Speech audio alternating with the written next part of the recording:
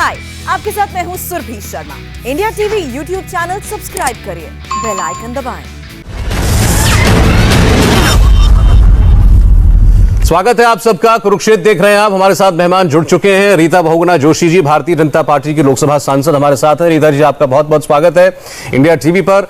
और कांग्रेस पार्टी की तरफ से हमें आज ज्वाइन कर रहे हैं आचार्य प्रमोद कृष्णम आचार्य जी, आपका भी बहुत बहुत स्वागत है। जितिन प्रसाद के आने से आज पूरे देश में एक नई किस्म की सुगबुगाहट है, खासतौर पर उत्तर प्रदेश के आने वाले अगले साल के चुनाव को लेकर के। मैं सबसे पहले आचार्य जी आपसे पूछना चाहता हूं, जितिन प्रसाद के जाने न जाने से किसको फायदा नुकसान, इस पर बात करेंगे।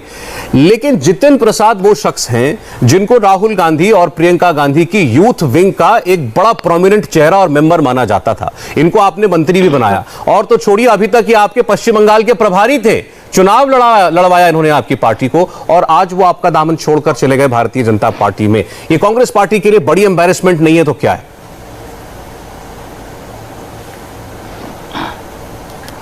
देखिए सौरभ जी, जहां तक आपने इस बात की शुरुआत की कि जितिन प्रसाद जी छोड़कर चले गए, तो निजी रूप से, जाति रूप से मैं कहना चाहूँगा कि मुझे बड़ा कष्ट हुआ उनके जाने से, मुझे बड़ा दुख हुआ, मुझे बड़ी तकलीफ पहुंची। बहुत अच्छे इंसान हैं, बहुत ही अच्छे नेता हैं, उनका बड़ा उज्जवल भविष्य भी कांग्रेस में था, और उनके परिवार से मेरे बड़े करीबी रिश्ते रहे। उनके पिताजी स्वर्गीय श्री बाबा साहब जितेंद्र प्रसाद जी से, जीती भाई से हमारे बड़े करीबी रिश्ते रहे। तो उनका जाना मुझे अच्छा थोड़ी लगा, ना लगना चाहिए। जहां तक सवाल है कांग्रेस पार्टी का नुकसान का, नफा का, तो ये एक अलग विषय है, ये एक अलग मसला है। कौन कहां रहेगा, कौन कहां नहीं रहेगा। भारत एक लोकतांत्रिक देश है, और कांग्रेस पार्टी एक बहुत बड़ी पार्टी है, एक विचारधारा पे चलने वाली पार्टी है। महात्मा गांधी, पंडित नेहरू, इंदिरा गांधी की विचारधारा पे चलने वाली पार्टी है। तो जितिन प्रसाद का कई पीढ़ियों का रिश्ता इस पार्टी की विचारधारा से रहा है।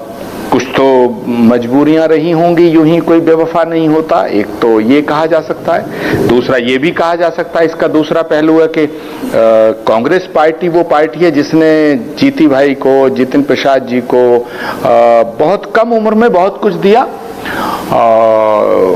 उनको मेंबर पार्लियामेंट का इलेक्शन लड़वाया, पार्लियामेंट का इलेक्शन लड़वाया, वो मेंबर पार्लियामेंट हुए। 2004 में भी संसद में पहुंचे, फिर 2009 में पहुंचे, उसके बाद मिनिस्टर बनाया।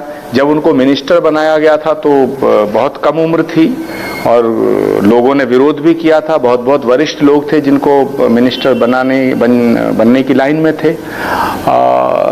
तो ये एक अलग विषय है कि वो जितिन प्रसाद जी आज चले गए हैं, और मैं उन्हें शुरुआत में तो ये कहूँगा कि उनका भविष्य उज्जवल हो, एक नई शुरुआत, एक नया। मैंने इसलिए आचार्य जी की बात कही थी, इसलिए मैंने राहुल गांधी जी का नाम इस पे लिया था अपने कांग्रेस पे, क्योंकि राहुल, ये कहा जाता है कि वो तो 2019 से पहले ही जाना चाहते थे बीजेपी में, लेकिन राहुल गांधी से उनकी बातचीत हो गई और राहुल गांधी ने उनको रोक लिया, मना लिया। इस बार तो राहुल गांधी के से बात की नौबत तक नहीं आई। आपने कहा यूं ही कोई बेवफा नहीं होता, कोई तो वजह रही होगी। बात करते हैं रीता जी, अब सवाल आपकी पार्टी पर ये उठाया जा रहा है कि चुनाव से 6 महीने पहले जितिन प्रसाद जैसे नेता को पार्टी में लाना, ये आपकी ब्राह्मण वोट को साधने की कोई मजबूरी तो नहीं है? क्योंकि आपकी सरकार पर ये आरोप लगाए जाते हैं कि इससे बहुत सारे जो जातीय समूह हैं वो नाराज हैं, ठाकुरों की सरकार कहता है, कोई कुछ कहता है। तो क्या किसी खास वोट बैंक को साधने की कोशिश है, उसका चेहरा है जितिन प्रसाद?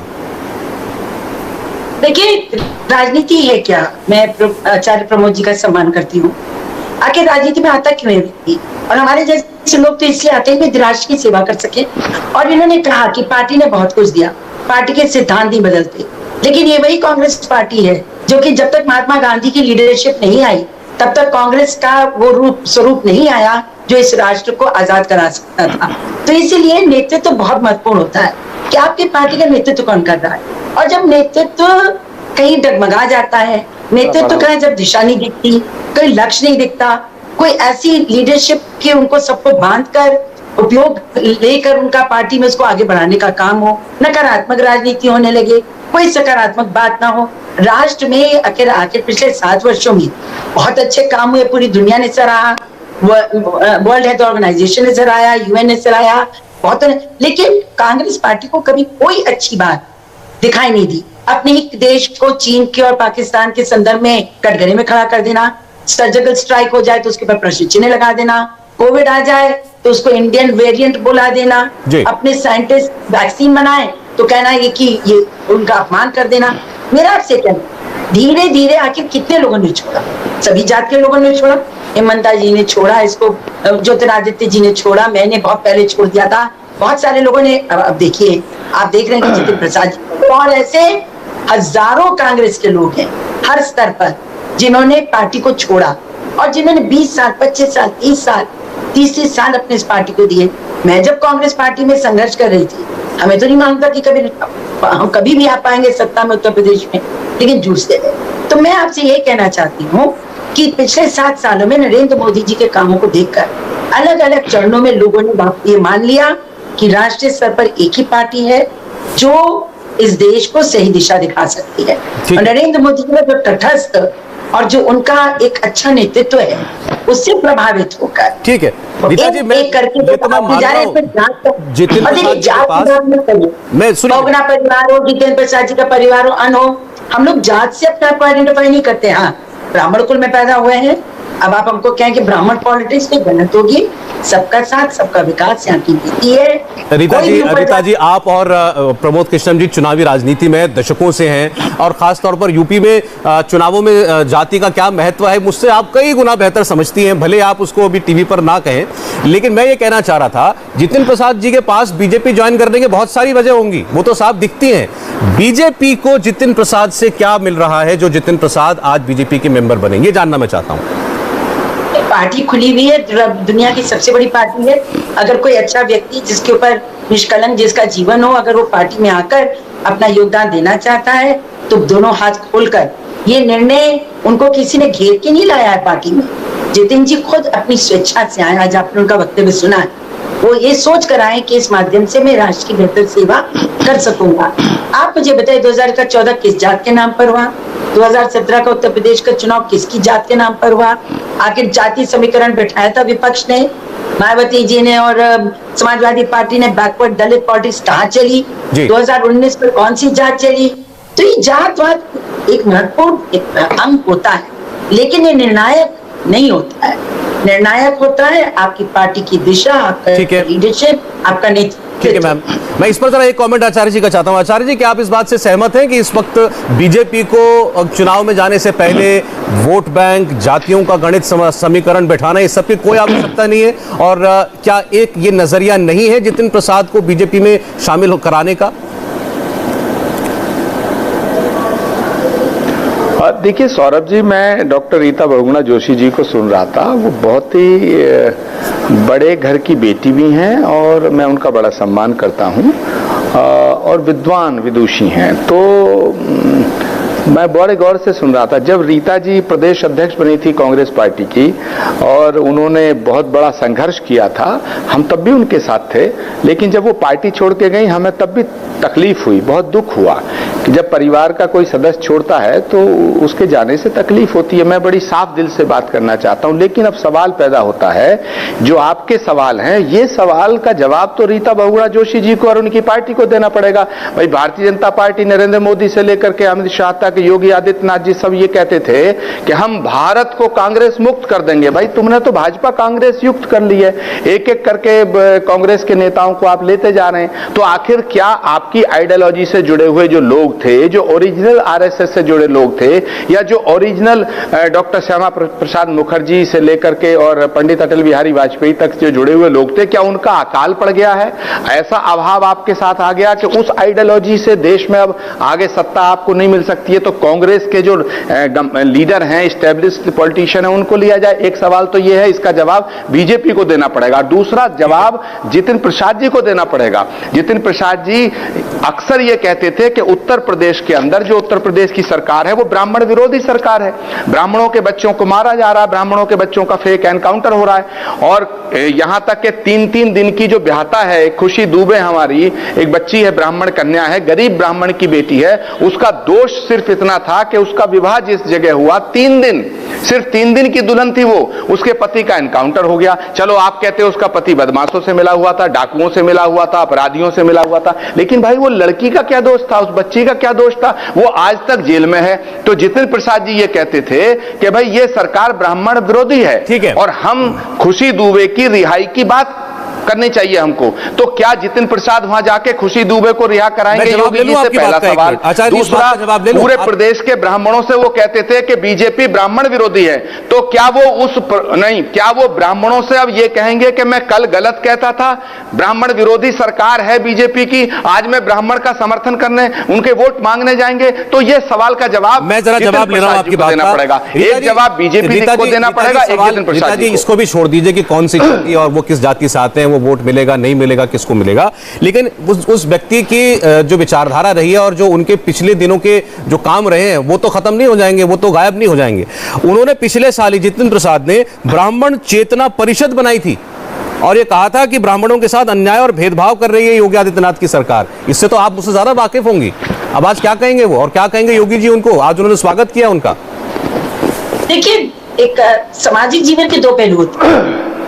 सामाजिक का पहलू होता है, एक राजनीतिक पहलू होता है। राष्ट्र में सब है, आप अपने जहां पैदा होते हैं, जैसे मैं महिला हूँ, महिला आंदोलन की बात करती हूँ, कहीं अन्याय होता है, अत्याचार होता है, तो मैं बोलती हूँ कि महिलाओं के साथ अन्याय हो रहा है, अत्याचार हो रहा है। इसका मतलब ये नहीं कि राष्ट्र के बड़े फ्रेमवर्क में मैं अपनी सरकार को कटघरे में खड़ा करूं। जो सरकार करती है, जो प्रशासन है, शासन है, उसका काम है। तो एक तो सामाजिक बात है कि भाई जो सामाजिक वर्ग से हम जुड़े हैं या इस क्षेत्र से जुड़े, उसके बारे में हम बात करते रहे। लेकिन जब राष्ट्र की बात आती है तब हम सब कुछ भूल जाते हैं, सब कुछ भूलकर हम राष्ट्र के साथ खड़े हो जाते हैं। और आज जब कोविड की इतनी बड़ी महामारी है, अर्थव्यवस्था को बचाया है देश ने, लेकिन जीडीपी को आगे बढ़ाकर रोजगार लाना है। जब और काम करने, तो आप कह रहे हैं, आप एक पार्टी ये कहती है कि इनका वैक्सीन ही गलत है, दूसरा कहता है कि प्रधानमंत्री गलत है। आप हर तरफ नकारात्मक बात करते हैं, चीन है, पाकिस्तान है। देखिए, इन बातों को लेकर मोदी जी की जो नीति है, जो भारतीय जनता पार्टी की सरकार की नीति है, उससे वो संतुष्ट हैं। और जितेंद्र जी की आज बयान बहुत स्पष्ट है कि मैं इसलिए आ रहा हूँ पार्टी में क्योंकि मैं नकारात्मक नहीं, सकारात्मक राजनीति करना चाहता हूँ और सबका साथ सबका विकास लेकर चलना चाहता हूँ। कोई योजना ऐसी नहीं है पार्टी की जो किसी एक जाति के या एक समुदाय के विरोध में। और जहां तक योगी आदित्यनाथ जी का प्रश्न है, मैं बहुत जिम्मेदारी से कहती हूँ, 0 टॉलरेंस टू वहां पर क्राइम है। अगर कोई अपराधी होगा तो उसको बख्शा नहीं जाएगा, किसी भी जात का हो। अगर कोई किसी भी तरह का हो, चाहे वो किसी भी तरह का करप्शन करे या वो क्रिमिनल ऑफेंस करे, सबके लिए समान है। और जिस तरह से कोविड की द्वितीय लहर को उन्होंने संभाला, खुद अस्वस्थ होते हुए इतने दौरे किए और कितनी जल्दी 98.5% हमारा रिकवरी रेट हो गया है, हमारा डेथ रेट एकदम। और आज 10 करोड़ लोगों का वैक्सीनेशन हम करने जा रहे हैं 3 महीने के अंदर। ये सारी बातें जनता देखती है। आज अनाज बंट रहा है, पैसा बंट रहा है, उत्तर प्रदेश बांट रही है श्रमिकों को, क्या जात देकर बांट रही है? तो देखिए, ये बातें नहीं, ये देखिए, मेरा कहना ये नहीं था कि कोई भी सरकार होती है या आपकी सरकार पर मेरा ये आरोप बिल्कुल नहीं है कि जाति देख करके काम किया जा रहा है, लेकिन जो सरकार के बारे में बातें होती हैं उसकी बात कर रहा था मैं। तो यूपी, मैं खुद यूपी का रहने वाला हूं, यूपी में मेरा घर है और मैं जानता हूं कि लोग जो बातें करते हैं उसमें उनकी जाति का एक गौरव छुपा होता है और वो उस नजरिए से बात करते हैं। देश का सर्वाधिक ब्राह्मण उत्तर प्रदेश में रहता है जी। उत्तर प्रदेश की राजनीति शुरू से भी ब्राह्मणों के प्रभाव में रही है। ब्राह्मण कोई अछूता नहीं, ब्राह्मण भी एक महत्वपूर्ण अंग है समाज का। तो अगर कोई आप कहते हो कि ब्राह्मण पॉलिटिक्स, मैं ब्राह्मण पॉलिटिक्स नाम की कोई चीज नहीं जानती, ठीक है, लेकिन ब्राह्मण एक महत्वपूर्ण अंग है और वह अंग एक महत्वपूर्ण भूमिका निभाता है। आपकी बात पर जवाब दे रहे हैं प्रमोद जी, एक मिनट। परंतु उनको पकड़ के नहीं लाया गया है, घेर के नहीं लाया गया। उन्होंने स्पष्ट कहा कि मोदी जी की नीतियों से प्रभावित होकर और विकास के लिए हुआ है। मैं ये तो नहीं जानता कि वो नीतियों से कितने प्रभावित होंगे, लेकिन उनको कांग्रेस में अगर कुछ मिल रहा होता तो वो नहीं आते, इतनी बात तो साफ है कि उनको कांग्रेस में कोई भविष्य नजर नहीं आ रहा था अपना, इसीलिए उन्होंने आपकी पार्टी ज्वाइन की। उन्हें देश का भविष्य नजर आ रहा है, ठीक है, देश का भविष्य भाजपा के हाथ में सुरक्षित नजर आ रहा है। उन्हें कांग्रेस डूबती नजर आ रही है, नेतृत्व ही नजर आ रही है। 2019 से 2021 तक सौरभ जी तय नहीं कर पाए कि अध्यक्ष कौन होगा पार्टी का। अच्छा एक मिनट रीता जी, बहुत सारे विषय हो जाएंगे, जरा एक आपकी बात में बीच में आचार्य जी कहना चाह रहे थे, वो बोल रहे हैं, बोलिए आचार्य जी। देखिए, डॉक्टर रीता बहुगुणा जी जो हैं, ये बहुत ही उच्च कोटि के ब्राह्मण परिवार की कन्या हैं। इस सवाल ये नहीं था मेरा, सवाल ये है कि आपसे मैं ये पूछना चाहता हूं, क्या जितेंद्र प्रसाद जी जो कल तक ये कह रहे थे कि उत्तर प्रदेश की सरकार में ब्राह्मणों का सम्मान नहीं हो रहा है और ब्राह्मणों पर अत्याचार हो रहा, तो उसका जवाब वो कैसे देंगे? ये धर्म संकट उनके सामने उत्पन्न होगा। और दूसरा सवाल मेरा ये है, मैं आपसे निवेदन करना चाहता हूं, आपने कहा कि साहब उत्तर प्रदेश की सरकार में किसी के साथ भेदभाव नहीं हुआ, अपराधियों के साथ हम सख्त व्यवहार करते हैं। मैंने कब कहा कि आप अपराधियों को ना माने? मैंने कब कहा कि आप अपराधियों का समर्थन करें? लेकिन मुझे बताइए, 12वीं क्लास के इम्तिहान देने के बाद 17 साल का बच्चा प्रभात मिश्रा फरीदाबाद से यूपी की पुलिस उठाती है और रास्ते में गोली मार देती है, उसने कौन सा अपराध किया था? खुशी दुबे जिसकी शादी हुए 3 दिन ससुराल में पहुंची और तीसरे दिन उसके पति का एनकाउंटर हो गया। ठीक है, पति नहीं, मैं पूरा करने दीजिएगा रीता जी मुझे। पति का एनकाउंटर हो गया, लेकिन उस खुशी दुबे बच्ची का दोष क्या था? मैं आपसे यह निवेदन करना चाहता हूं, आप भी एक ब्राह्मण परिवार की कन्या हैं, आपने खुशी दुबे की रिहाई के लिए कभी बात की मुख्यमंत्री योगी आदित्यनाथ से? सवाल यहां खड़ा होता है कि सत्ता के साथ अगर आप खड़े हैं तो क्या आपको ब्राह्मणों पर होता हुआ अत्याचार दिखाई नहीं दे रहा? मेरा सवाल यह है। तो जितेंद्र प्रसाद जब सत्ता के खिलाफ थे तो उन्हें ब्राह्मणों पे हो रहा अत्याचार दिखाई दे रहा था, अब वो क्या करेंगे? ये मेरा सवाल है। अच्छा, बहुत सारे लोग जो इस चर्चा को देख रहे होंगे, रीता जी मुझे 10 सेकंड दीजिएगा, बस सिर्फ 10 सेकंड। बहुत सारे लोग जो ये चर्चा देख रहे होंगे वो सोच रहे होंगे कि हम ये आज अचानक से ब्राह्मणों की बात क्यों करने लगे हैं। जैसा मैंने आपको भी बताया, जितेंद्र प्रसाद ने खुद को, अपने आप को एक ब्राह्मणवादी, एक ब्राह्मण वर्ग के नेता के तौर पर प्रस्तुत करने की कोशिश की, उत्तर प्रदेश का बड़ा ब्राह्मण फेस बनाने की अपने आप को कोशिश की, और वो आज जब जाते हैं योगी आदित्यनाथ के यूपी की सरकार में होते हुए भारतीय जनता पार्टी में, तो जाहिर है कि जो यूपी की वोट बैंक पॉलिटिक्स है उससे उनके आने को जोड़कर देखा जा रहा है। इसलिए आज हम ये चर्चा कर रहे हैं। आचार्य जी का बार बार ये कहना है कि बहुत सारे अपराध हुए हैं एक जाति समूह के साथ, और उसके वो विषय उठाते रहे हैं जितेंद्र प्रसाद। आज क्या जवाब देगी भारतीय जनता पार्टी? रीता जी, देखिए, पार्टी लाइन होती है, जो पार्टी का प्रवक्ता है या जो जाता है बोलने के लिए, वो पार्टी की लाइन को लेके चलता है। और हमारे कांग्रेस पार्टी की एक ही लाइन है कि कोई भी काम हो सीधे उसका ठीकरा सरकार के ऊपर फोड़ दो, विरोध करो। और ब्राह्मण पॉलिटिक्स अगर आगे बढ़ाने की कोशिश की होगी, पार्टी के कहने से की गई। मैं कहती हूँ जितेंद्र जी का एक मानवीय पक्ष है, और मानवीय उनका जो पक्ष है वो इतना प्रबल है। कभी उनके पिताजी ने, उनके दादाजी ने, उन्होंने कभी जात के नाम पे काम नहीं किया। हाँ, उनसे कहा, उनको प्रोजेक्ट किया गया एक ब्राह्मण नेता, तो ब्राह्मण होना कोई पाप नहीं है, बहुत अच्छी बात है। अटल जी भी ब्राह्मण थे, लेकिन क्या वो एक जात के थे? हमारे उत्तर प्रदेश के 5 मुख्यमंत्री हुए ब्राह्मण जाति के, तो वो सब सर्वव्यापी सबके लिए काम करते थे, प्रश्न वो नहीं। मैं कहती हूँ बुरा क्या है? अगर ब्राह्मण फेस है तो बुरा क्या है? इसमें बुराई क्या है? कोई बुराई नहीं, कोई बुराई। एक मिनट, प्रशासन की बात आप कर रहे हैं, देखिए इतना जघन्य अपराध हुआ था, कितने पुलिस वाले मारे गए थे कानपुर, एसटीएफ उसमें थी, सीबीआई उसमें लगी थी। अब अगर प्रशासन में भी हम लोग बोलने लग जाए, भाई ये बातें, बहुत सारी चीजें प्रशासनिक स्तर पर, कानून के स्तर पर निपटाई जानी चाहिए।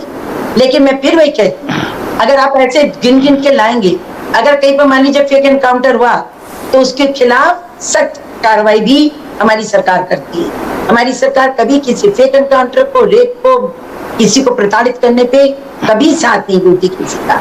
तो मैं समझती हूँ इस तरह के एक एक केस उठाकर अगर आप कटघरे में 24 करोड़ जनता को का नेतृत्व कर रहे मुख्यमंत्री पर, तो इससे अफसोस की बात और क्या हो गया?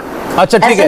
अच्छा, ये बीजेपी से तो ये सवाल बार बार पूछा जा रहा है, लेकिन जो लोग यूपी की पॉलिटिक्स को समझते हैं, हमारे दोनों मेहमानों से जितना समझते हैं, वो सब ये मानते हैं कि कांग्रेस पार्टी खुद इसी वोट बैंक के पीछे इस वक्त पड़ी हुई है जिसका जिक्र हम आज कर रहे हैं, और प्रियंका गांधी उसका चेहरा है। कल तक आचार्य जी सोशल मीडिया पर ट्रेंड कर रहा था हमारी प्रियंका दीदी, और आज ट्रेंड कर रहा है जितेंद्र प्रसाद। आप मुझे बताइए, यूपी का ब्राह्मण चेहरा कौन आपकी पार्टी का? देखिए, मैं बिल्कुल जवाब दूंगा। एक तो रीता जी से मैं निवेदन ये करना चाहता हूं, मैं बिल्कुल ये नहीं कहता कि आप ब्राह्मण जातिवादी या ब्राह्मणों के साथ जातिवादी, ब्राह्मणों को जातिवादी कहें या हम जातिवादी ब्राह्मणों की राजनीति करें, हम ये नहीं चाहते कि किसी और जाति का अपमान हो। मैं ये नहीं कह रहा, मेरा मतलब बिल्कुल ये नहीं है। मेरा मतलब स्पष्ट है, मेरा तात्पर्य स्पष्ट है कि भाई अगर ब्राह्मण पे अत्याचार हो रहा है, ब्राह्मणों के फेक एनकाउंटर हो रहे हैं, ब्राह्मणों के बच्चों को उठा उठा के मारा जा रहा है, तो क्या हम ये ना कहें कि ये ब्राह्मणों के बच्चों को क्यों मारा जा रहा? ये कौन सा इसमें कौन सा गुनाह है? मैं ये सवाल आपसे उठा रहा था कि जब ये मुद्दा तब बनेगा आचार्य जी अगर आप ये कहें कि ऐसा जानबूझकर ब्राह्मण वर्ग के साथ ही हो रहा है। अगर आपका आरोप ये है तो बात है। अब मैं पूरा कर दूं। रीता जी को मैंने पूरा सुना, रीता जी को मैं पूरा सुनूंगा। मैं रीता जी, मैम प्लीज जरा सुन लीजिएगा इनकी बात। अनुसूचित जाति जनजाति मैम जरा बात सुन लीजिएगा रीता जी प्लीज। कोई रंग नहीं होता। देखिए, अपराध को आप जात से मत जोड़िए। मैंने उनसे वही पूछा, आपने जितने अपराध गिनाए आचार्य जी, क्या आपका कहने का मतलब यह है कि चिन्हित करके, टारगेट करके एक ही जाति के खिलाफ अपराध हो रहे हैं उत्तर प्रदेश में?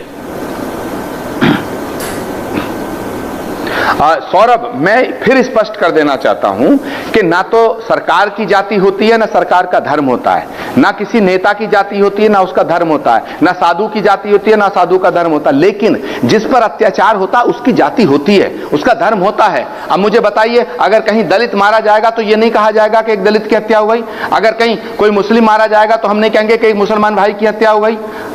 अगर ब्राह्मण मारा जा रहा है, हम ये कह रहे हैं कि ब्राह्मण की हत्या हो रही है, ब्राह्मण का फेक एनकाउंटर हो रहा, ब्राह्मण का अपमान हो रहा, ब्राह्मण के साथ नहीं। मेरी आपत्ति इस पर आचार्य, मेरी बात सुन लीजिएगा, मेरी बात सुन लीजिएगा, मेरी इस पर आपत्ति, मेरी आपत्ति सुन लीजिए। क्या आपत्ति? मेरी बात सुनिए ना, मेरी बात सुनिए। आपने तीन उदाहरण दिए, मैं तीनों का जिक्र करता हूं।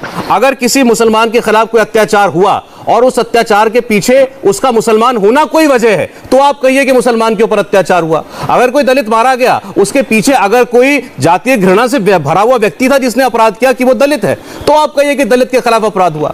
अपराध तो अपराध है ना। देखिए रीता जी, इनको जवाब दे दें। मैं भी बड़ी रीता जी जवाब दे दें, उसके बाद आपको। अभी डॉक्टर रीता बहुगुणा जोशी बैठी हैं। हाँ, मैं कह रहा हूं डॉक्टर रीता बहुगुणा जोशी बैठी हैं, सौरभ शर्मा बैठे हैं। अरे भाई, आप अपने नामों के आगे से शर्मा हटा दो, इनके आगे से जोशी हटा दो, बात खत्म हो जाएगी। सबके जाति सूचक सबके यहां से हटा दो, लिख दो भारतीय, लिख दो राष्ट्रीय।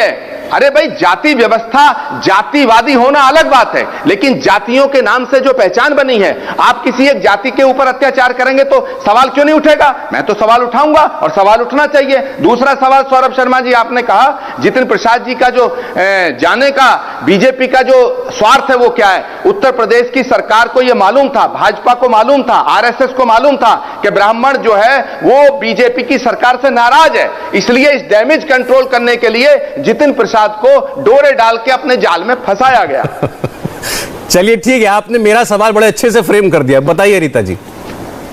देखिए, आचार्य जी ने हमारी बात का खुद ही स्पष्टीकरण कर दिया।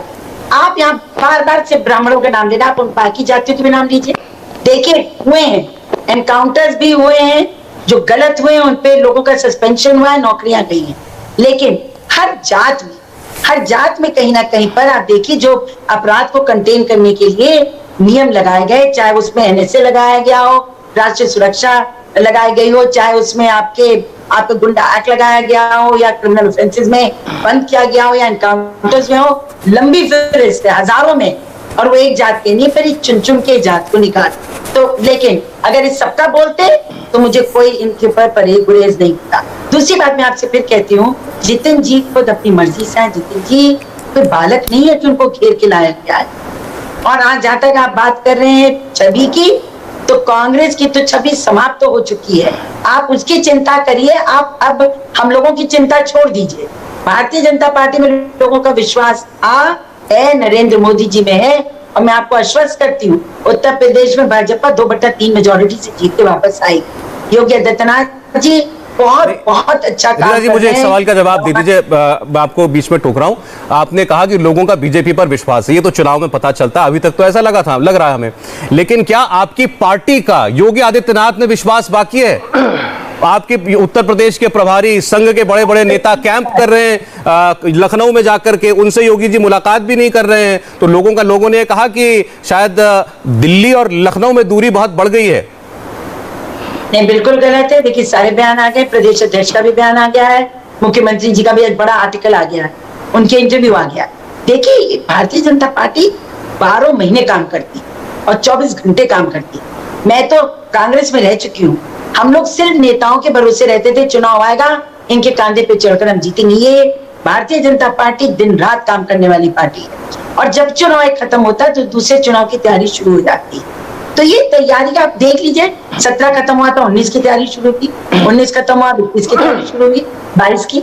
तो इसमें इसको आप मत जोड़िए, वही उन्हीं का नेतृत्व है, सबको विश्वास है। विपक्ष ने बहुत अफवाहें फैलाई, ये टूटने जा रहा है, वो छोड़ने जा रहा है, कुछ नहीं। नेतृत्व तो यही रहेगा, मोदी जी का संरक्षण रहेगा, नड्डा जी के नेतृत्व में पार्टी काम करेगी, सरकार काम कर रही है। जो अभी कॉम्बिनेशन है, बिल्कुल यही कॉम्बिनेशन आगे चुनाव में जाएगा। जी ठीक है। और लीडरशिप योगी जी की ही हो। चलिए ठीक, इसका तो खैर ऐलान कर दिया आपकी पार्टी ने। आचार्य जी, इन्होंने तो तय कर लिया कि योगी जी के नाम पर, योगी जी की सरकार है, योगी जी के नाम पर ही चुनाव पर जाएंगे। लेकिन प्रियंका जी को जिम्मेदारी तो यूपी की दे रखी है, लेकिन उनकी आगे की भूमिका के बारे में कभी कुछ पता नहीं चलता। अभी हम ब्राह्मण वोट की बात कर रहे थे, आपकी पार्टी के पास, आपकी पार्टी का कभी वर्चस्व हुआ करता था इस वोट बैंक पर, वो भी कहीं ना कहीं चला गया। प्रियंका जी का यूपी का प्लान क्या है? यूपी के बड़े बड़े नेता पार्टी छोड़कर जा रहे हैं, जरा ये भी तो बताइए। प्रियंका जी की लीडरशिप पर भी सवाल उठ रहे हैं। देखिए, जहां तक सवाल है प्रियंका गांधी की लीडरशिप का, तो रीता बहुगुणा जोशी भी इस बात को मानती होंगी कि प्रियंका गांधी की लीडरशिप को, उनके लीडरशिप का जो इम्तिहान है वो उत्तर प्रदेश का चुनाव है आने वाला, पहला। दूसरी बात यह है कि प्रियंका गांधी इस देश की सर्वाधिक लोकप्रिय नेताओं में से एक है। मैसेज में उनकी बहुत अपील है, वो कनेक्ट भी करती हैं, अटैच भी हैं, और वो लगातार काम भी कर रही हैं। अब सवाल उठता है कि उत्तर प्रदेश में कांग्रेस का के भविष्य का, जैसा रीता जी कह रही हैं कि बीजेपी 2/3 बहुमत से जीतेगी। मुझे नहीं लगता कि बीजेपी के जो ये 4 साल के जो कारनामे हैं वो ऐसे हैं कि उन पर जनता वोट देगी। उत्तर प्रदेश के अंदर जो हालात देखने को मिले हैं कोविड के दरमियान, जिस तरह से नदियों के किनारे लाशों का बहना, और सदगति के लिए मनुष्य अपना सब कुछ दांव पे लगाता, लेकिन पार्थिव शरीरों की दुर्गति, लोग ऑक्सीजन के लिए तड़पते हुए रह गए, दम तोड़ दिया, बेड नहीं मिला, दवाइयां नहीं मिली।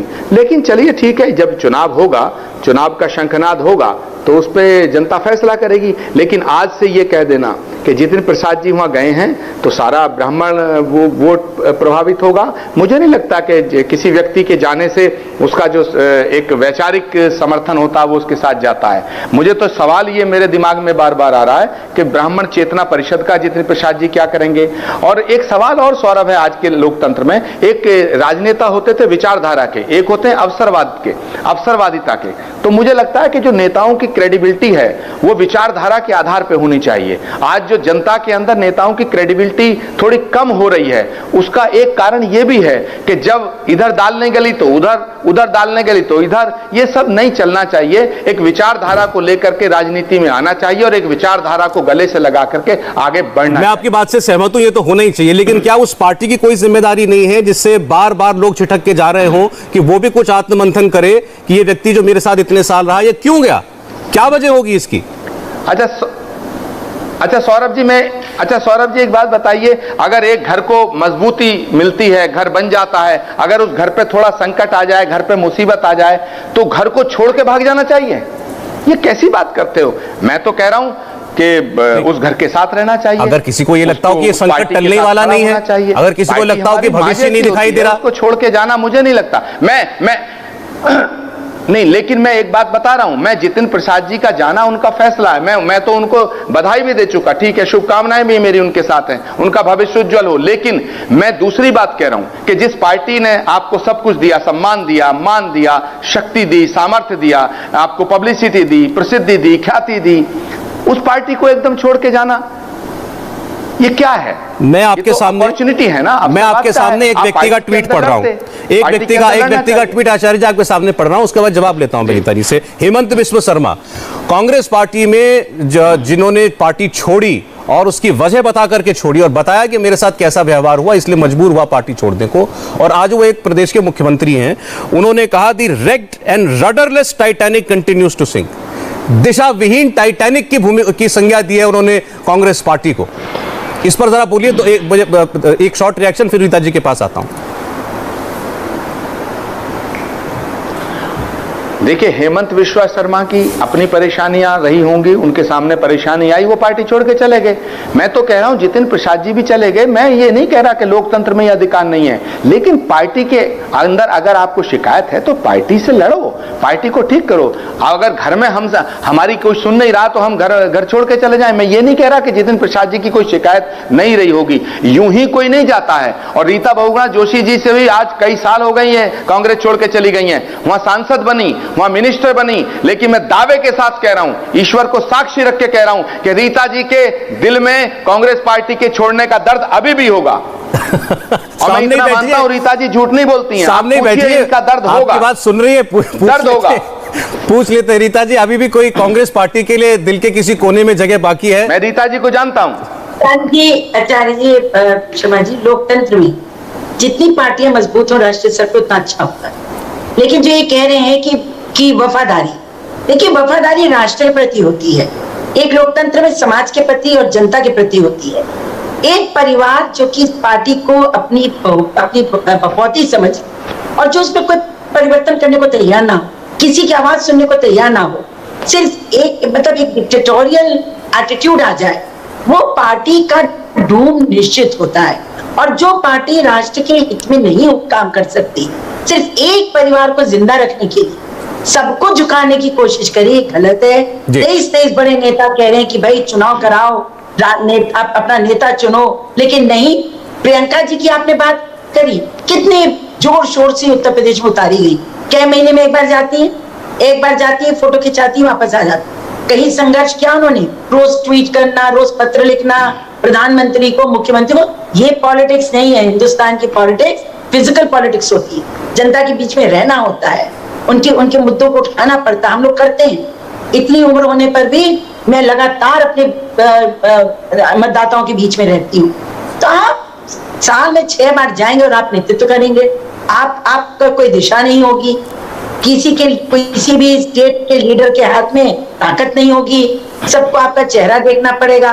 तो ऐसे नहीं होता। हमारे लिए राष्ट्र सर्वोपरि है और राष्ट्र हित में जहां भी जाना होगा हम जाएंगे। राष्ट्र हित में मोदी जी का इस समय नेतृत्व, भारतीय जनता पार्टी का जो फैलाव है, जो जनता से उसका संवाद है, ये अद्वितीय है। अच्छा, हमारे जैसे लोग वहां हैं और रहेंगे। आचार्य जी ने आपसे तो पूछ लिया कि आपको कांग्रेस की याद आती है नहीं, मैं आचार्य से पूछ लेता हूं, आज आप कांग्रेस पार्टी से पूरी तरह खुश हैं, मुतमईन है बिल्कुल?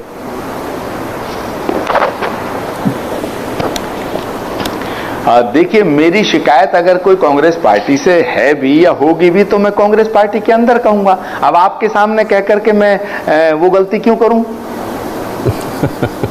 जहां तक रीता जी से मैंने जो सवाल पूछा था तो रीता जी ने जवाब दे दिया। रीता जी ने कितनी बारीकी से कांग्रेस के भीतर की बातों को रखा है, तो इसका मतलब स्पष्ट है कि रीता जी को अपने पुराने घर के में क्या हो रहा है उसकी चिंता रहती है, उसका चिंतन भी करती हैं, वरना वो इतनी बारीकी से विश्लेषण नहीं कर पाती। अब सवाल इस बात का है कि देखिए, जिस दिन चले गए, अब उत्तर प्रदेश के अंदर चुनावी महाभारत सजेगा, कुरुक्षेत्र सजेगा, लोग चक्रव्यूह बनाएंगे।